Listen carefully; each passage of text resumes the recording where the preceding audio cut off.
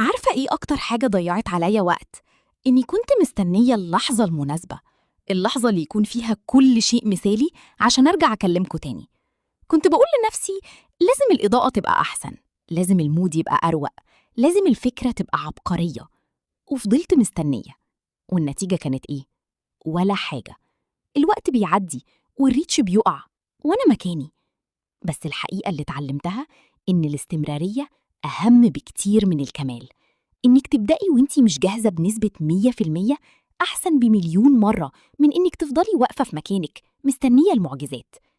لو أنتِ كمان مستنية اللحظة المثالية عشان تبدئي مشروعِك، تذاكري أو حتى ترجعي لهواية بتحبيها، قومي دلوقتي، ابدئي باللي معاكِ، وبكرة الدنيا هتظبط لوحدها.